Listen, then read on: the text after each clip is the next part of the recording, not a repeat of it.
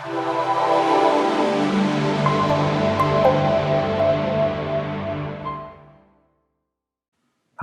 it's Barton here from Lung and Sleep. In this short video, I want to talk to you about nutrition and diet and how it relates to lung and sleep. Now, to obtain optimal lung health and sleep health, having good nutrition is really important. For instance, people who are overweight gain huge benefits from losing weight in terms of their breathing, their sleep quality, and their overall health. So improving nutrition can easily achieve weight loss, and so long as it's done in the right way, this is achievable and sustainable. As well as other comorbidities such as diabetes, heart disease, high blood pressure, or reflux. All of these conditions can be improved or treated quite successfully through better nutrition, often alleviating the need for other medications. So, diet and nutrition for healthy lungs and sound sleep. There's a lot of misinformation out there about what constitutes a healthy diet, and a lot of this started from this character who you may have heard of, named Ancel Keys. Now, he got himself on the front of Time magazine in the 60s after he published an article suggesting that saturated fat was related to heart disease. And so after the war, they noticed that a lot of the American men were dying of heart disease earlier than what they should have. And this was brought to the government's attention, and so they paid a lot of money for anybody who could find out why this was and suggest a way to resolve it.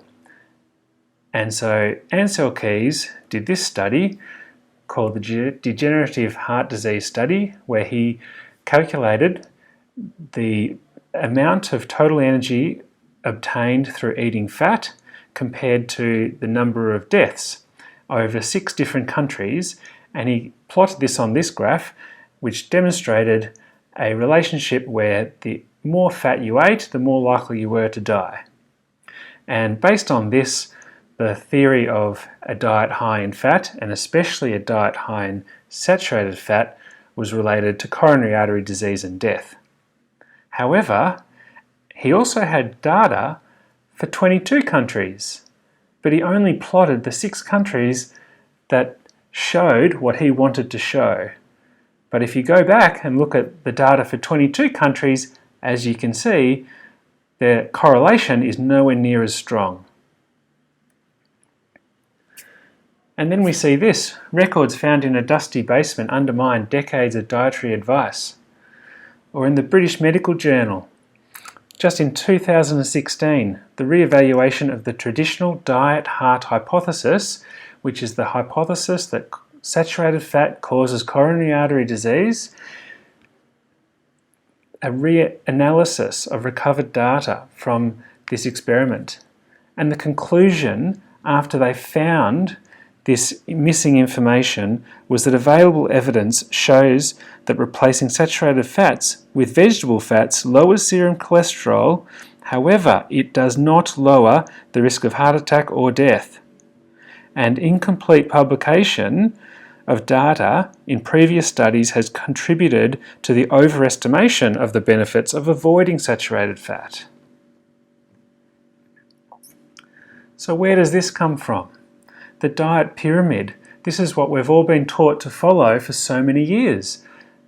And what's been the result? The population has essentially got fatter and more diabetic. And this is completely incorrect. Healthy fats should be eaten plentiful, and we should not be eating what's down the bottom of this, including fruit that's very high in sugar like pineapple and banana, potatoes, carrots and peas are very high carbohydrate foods, where meats and eggs, which are very good for us, are in the eat minimal. And how are we supposed to know what to do when the Dietary Association of Australia is sponsored by Nestle? How can we believe what comes out of the association when they gain sponsorship money from companies that make unhealthy food.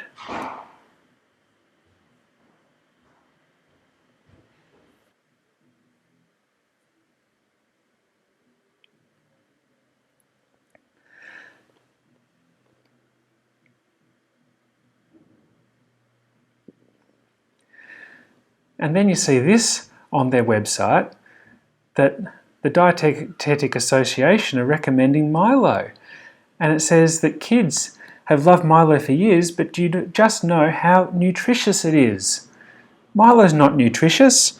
Milo contains 27% sugar and 72% carbohydrate. This is going to cause weight gain and diabetes. Now, the Dietetic Association severed its relationship with Nestle just about 1 year ago. Now, although it's finally started to see the importance of not being corrupted by sugar companies, we need to be very skeptical about all of these dietary guidelines. So based on that, what should we be doing? Well, what we should be doing is eating a diet that's very low in carbohydrate. And there are two absolutely excellent Australian-based websites that I would encourage you to have a look at. Low Carb Down Under and Sugar by Half. So basically, we should really be cutting our carbohydrate intake to less than 50 grams a day. Sometimes people even go as low as 20 grams a day to go into a ketotic diet.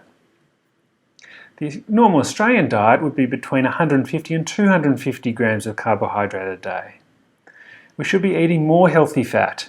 Healthy fats are olive oils, avocado, macadamias, all of the meat that we get from animal fat, lard. These are all very healthy fats. We should be cooking in butter. We should absolutely be avoiding vegetable oils, such as canola oil, vegetable oil. These oils are high in such as omega-6 fatty acids. They're pro-inflammatory, they cause weight gain, they cause inflammatory disease, and they cause diabetes. We should be eating plenty of protein, about 1.5 grams per kilogram per day. We should really only eat 2 or 3 meals a day. Carbohydrates make you hungry. So people find that when they reduce carbohydrate out of their diet and they eat more healthy fat and healthy protein, they feel more full. So they don't need to eat as much. And for this reason, people often find themselves only eating 2 meals a day, which is a good result. You don't have to eat 3 meals a day. You certainly don't have to eat breakfast. You may have heard that breakfast is the most important meal of the day. However, that was told to us by cereal companies. We should not be eating cereal for breakfast. If you feel hungry for breakfast, have a breakfast such as an omelette, eggs and bacon. Just don't put it on toast. Or maybe some full-fat Greek plain yogurt with some berries. The reason that having a diet that's low in carbohydrate is sustainable is that because people don't feel hungry. And that's why the old thought of eat less and exercise more never works. Because although you do lose weight when you eat less, it's not sustainable, because if you continue to eat carbohydrate, you'll be hungry, and no one is going to live their life hungry. And so the diet will only work while the person is highly motivated. And that's why all of these diets that you will have heard about, like Light and Easy and Weight Watchers, they don't work. We should reduce snacking, because every time you have a snack, it leads to a release in insulin. And part of the problem, or the main reason for why carbohydrates are bad for us, is insulin. When we eat carbohydrates, whether it's potatoes, bread, brown rice, white rice, sugar, it all gets broken down into glucose in the body. That glucose then causes us to secrete insulin, and insulin is a fat-storing hormone. So insulin causes us to store the fat. It puts the glucose into our cells of our muscles and our liver, turns it into triglycerides, and stores it. While there's insulin around, we cannot break down the fat. We only use the carbohydrate as energy. So the way to get rid of the insulin is to get rid of the carbohydrate. And so eating fewer meals gets rid of more insulin. So snacking is not a good idea. We should eat plenty of vegetables. Those that grow above the ground tend to have less carbohydrates. So avoid potatoes. And we should be eating real food. Essentially, try and avoid eating anything that comes out of a packet. If you look at the ingredients on any packet food, almost all of them contain high amounts of sugar, carbohydrate, and also toxic oils like canola oil and vegetable oil. So if we eat real food, make it at home, it takes a bit longer, you do need to be organised. You can't go to the cafe and get a bread roll or rice or pasta. You need to be organised, but I can guarantee you that it's worth it. The food tastes better, it's healthy for you, you'll feel better in yourself, and you'll lose weight and overall be more healthy. So there you go. That's my take on the most healthy way to live your life through low carbohydrate nutrition. Now, this is not just what I believe. I haven't just come up with this. This is absolutely proven by medical science. However, it's taking too long for this information to get out to the general public. So I challenge you to do this for 6 weeks and see how you feel. And if you lose some weight and start to feel better in yourself, then it'll be worthwhile continuing. I find that most people who do this for at least 6 weeks end up doing it long term, and they sustain the significant health benefits that they get.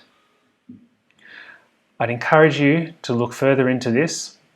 The website Low Carb Down Under by Dr. Rod Taylor is absolutely excellent and has great information on it. There are other websites that are also very good, and there are some books that are very good too, like the book by Dr. Peter Bruckner, who's a famous Australian sports physician. He wrote a book called A Fat Lot of Good. The other book that I would recommend is by Professor Tim Noakes. He wrote a book all about the real meal revolution, and this has wonderful recipes and great information. So good luck. I encourage you to try it, give it your best shot, and I am sure that you will reap the rewards. I'll do further videos like this, and if you'd like to keep in touch, please subscribe to my channel and you'll be notified when I do further videos. And if you have any questions for me, I'd be very happy to answer them. So if you put them into the comments, then we can have further discussion. Okay, see you later then.